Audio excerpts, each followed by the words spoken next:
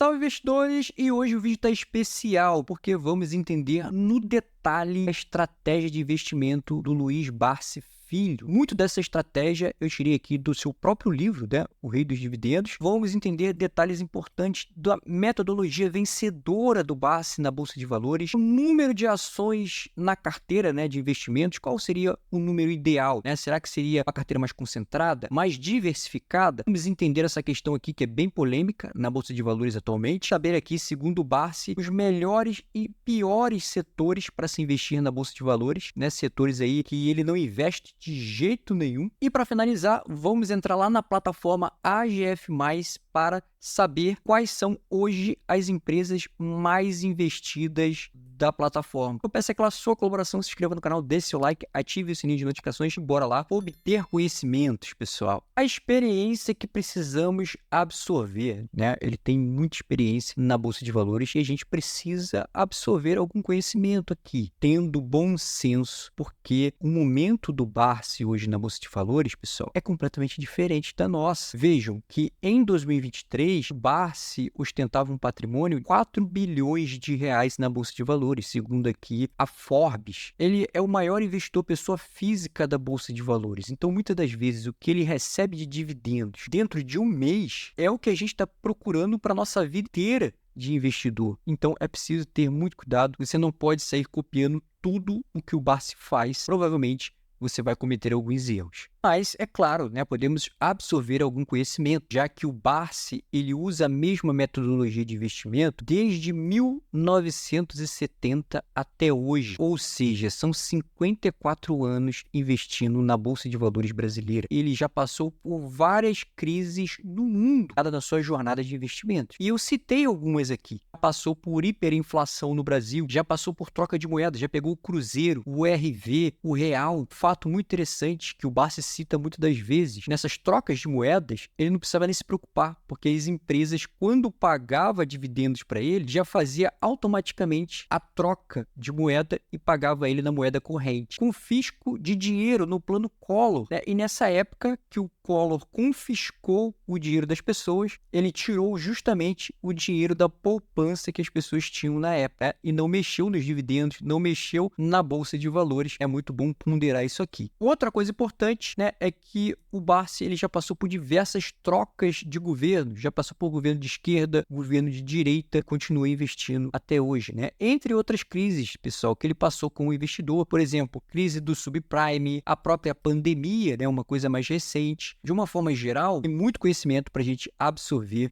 na metodologia do Luiz Barsi. E é isso que a gente vai ver agora. E aí, pessoal, quantas ações eu devo ter na minha carteira de investimentos? É um assunto muito falado hoje em dia, né, e muito polêmico também, porque muita gente prefere uma carteira enxuta e muita gente prefere uma carteira mais diversificada. Uma dica que simples, né, que muitas vezes é falada pela própria filha do Luiz Barsi, né, a Louise Barsi, para ter um controle maior do número de ações que você deve ter na sua carteira de investimentos, você precisa usar a técnica 1:3. O que seria isso? A cada um ano de bolsa, você deve ter 3 empresas na carteira. Aí você tem um parâmetro, né, para saber se sua carteira está pulverizada ou não. Ou seja, né, se você tem um ano de bolsa de valores, você deveria ter 3 ações na sua carteira de investimento. Se você tem 2 anos de bolsa de valores, você deveria ter mais ou menos 6 ações na sua carteira de investimento. Se você tem 3 anos em bolsa de valores, você deveria ter por volta de 9 ações na sua carteira de investimento. É só um parâmetro para saber se você está com um número mais adequado de ações por ano na sua carteira de investimento. Por 2 ou 3 anos, eu só tive ações da Ultrapar na minha carteira, porque com R$300 eu comprava ainda no fracionário essas ações. Então, o que é muito importante pra gente? É muito melhor você ter poucas empresas na carteira e muitas ações dessas empresas do que um caminhão de empresa na carteira com pouquíssimas ações de cada uma.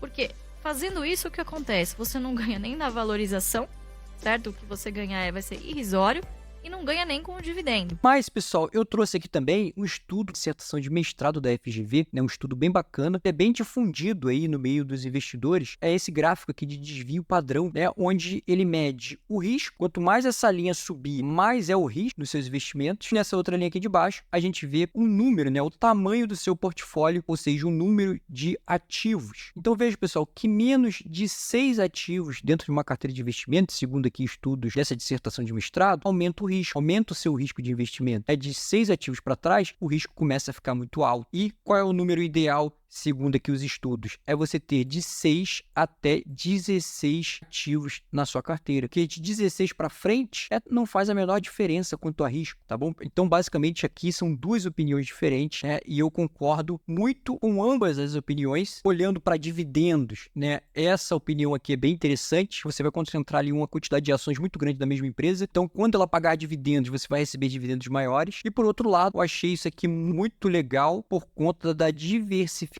que você pode ter com redução de risco. E aí, pessoal, chegamos nos setores à prova de balas, né? Aqueles setores que o Barsi identifica sendo os melhores setores para se investir na Bolsa de Valores. Lembrando que ele só investe em ações brasileiras. E aqui tem um trecho muito interessante tirado do site Money Times, que o Barsi diz o seguinte, pessoal: não tenho como gastar o dinheiro vindo dos meus dividendos. Então, o que eu faço? Eu compro ações e mais ações. E, é claro, de empresas que representam aquilo que está dentro da minha análise. Empresas perenes. Ou seja, o que são empresas perenes? Aquelas empresas fundamentais para a nossa subsistência. A própria filha do Barsi, né, a Louise Barsi, ela tem um acrônimo muito conhecido que se chama BEST, ou seja, os melhores setores para se investir na Bolsa de Valores, que são o B de bancos, E de elétricas, S de seguradoras e saneamento básico e o T de telecomunicações. E por que eles consideram esses setores aqui os melhores? Porque estão dentro do nosso dia a dia. A gente tem bastante conhecimento em relação a esses setores, pessoal. Além disso, esses setores têm uma certa perenidade no seu modus operandi. Por exemplo, aqui das empresas de energia elétrica, né? Que mesmo você viajando, ficando 30 dias fora da sua casa, quando você volta,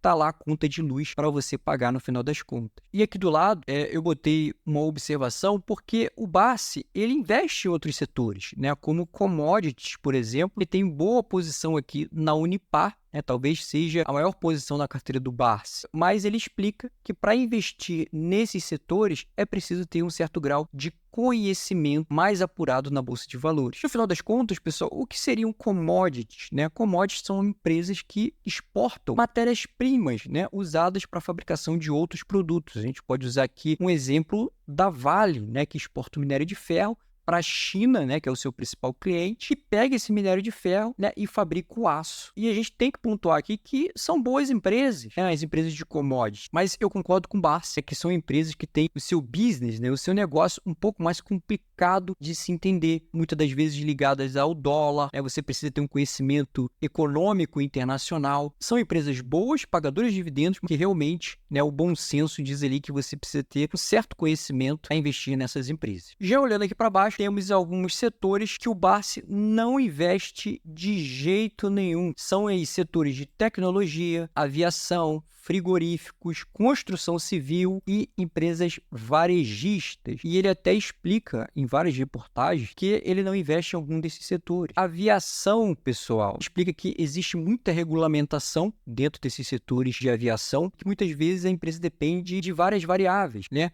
Como combustível, né, regulamentações do governo e outras situações já fizeram várias empresas falirem, né, nos últimos anos. A gente pode citar várias aqui, como a Varig, agora há bem pouco tempo a Itapemirim, a Azul com problemas financeiros, a Gol com alguns problemas financeiros também. E um setor que ele sempre explica bem porque não investe é o setor varejista. Segundo ele, é um setor muito complicado. Muitas das vezes, né, essas empresas elas não conseguem gerir bem o seu estoque de acordo com os índices de inflação. Citar aqui várias empresas de varejo, né, que quebraram ao longo do tempo, como Ricardo Eletro, Mesbla, a própria Lojas Americanas, né, a gente vê com bastante dificuldade hoje, as Casas Bahia aí pedindo recuperação judicial. Então realmente é um setor mais complicado. Claro, né, não podemos generalizar, né, todas as empresas varejistas são ruins, mas na média é um setor mais complicado realmente. Na estratégia de compra de ações do Luiz Barsi, que é bem diferente da renda fixa, né, que a gente está acostumado, poupança, CDB. Na verdade, né, tem um trecho aqui muito interessante, são falas do Barsi, né, em uma das suas últimas entrevistas, né, que ocorreu na pré-estreia do documentário que eles vão lançar, chamado INSS, a Bomba Relógio no Brasil, e ele diz o seguinte: torço para as ações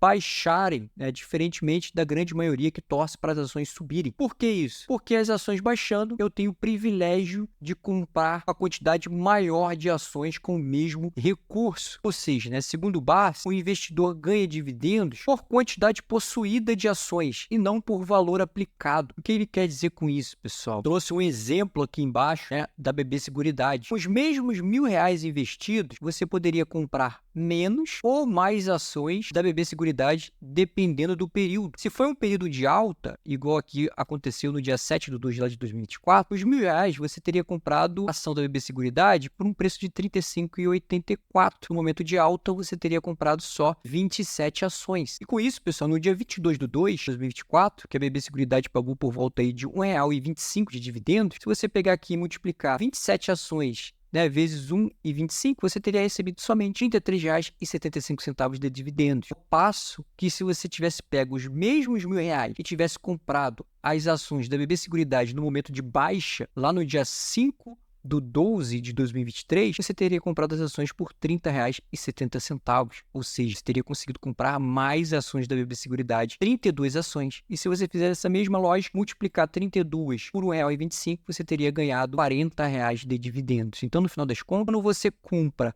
as ações mais baratas, né, com a bolsa caindo, você consegue comprar mais ações e, com isso, receber mais dividendos. Mas a lógica do Barsi está extremamente correta para um investidor a longo prazo, que não se preocupa com as quedas momentâneas da bolsa de valores. E aí chegamos numa parte muito interessante, né, um reinvestimento, e também vamos falar da renda fixa, né, o que o Barsi acha da renda fixa. Tem uma frase dele muito emblemática, né, no meio dos investimentos, que ele fala que não investe na renda fixa, ele usa a renda fixa. E o que ele quer dizer com isso, né? Que ele usa a renda fixa, geralmente alguma aplicação com liquidez diária, né, que você pode sacar a qualquer momento, como um caixa de oportunidade. E ele usa geralmente aqui de 1 a 5% do seu portfólio nessa reserva de oportunidade. Ele menciona sempre a estratégia do jacaré. Quando a bolsa sobe, ele vai botando dinheiro nessa reserva de oportunidade, e quando a bolsa cai, ele tem um montante muito grande de dinheiro que ele pode sacar e investir em boas oportunidades nas ações. Aqui do lado, pessoal, eu botei um fluxo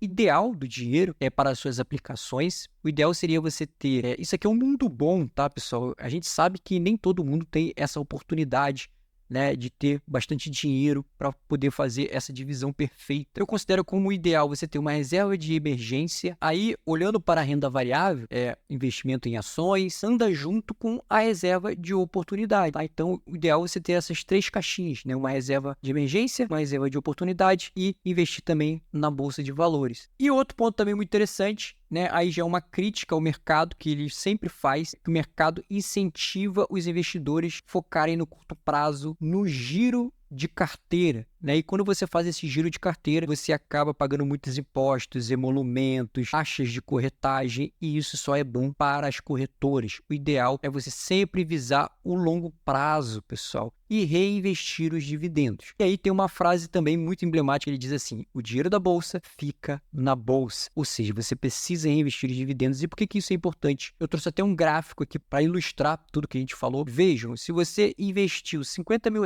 em 1999, no índice da Bolsa de Valores, e não reinvestiu os dividendos, você teria transformado 50 mil em 97 mil. Seria aí uma evolução grande do seu patrimônio. Mas vejam, se você tivesse feito esse mesmo movimento e reinvestido os dividendos, você teria transformado 50 mil em 340 mil reais. Então, por isso é importante reinvestir os dividendos. Tá bom? O dinheiro da bolsa fica na bolsa. Na plataforma IGF+, as empresas mais investidas pelos usuários da plataforma. Então, temos a Taesa como primeiro lugar, né? 64,48% das pessoas que têm a plataforma IGF+, que são assinantes da plataforma IGF+, têm a Taesa em carteira, tá? Seguido aí por BB Seguridade, Transmissão Paulista, Banco do Brasil, e por aí vai. São várias empresas aqui. Eu vou passar aqui um pouquinho mais para baixo, né? Para a gente ter uma noção melhor das empresas. Então, são essas aí, são diversos setores diferentes, né? Diversas empresas diferentes, inclusive tem empresas de commodity aqui, né? Como a Vale, Petrobras, empresas de setores perenes, né? Que a gente já viu em quadros anteriores, bancos, elétricas. Não é para sair copiando, são empresas boas para a gente começar a estudar, pensar, de repente, um dia, colocar na nossa carteira de investimento. A gente criamos o programa de membro aqui do canal. A proposta é o Membro Vamos Juntos,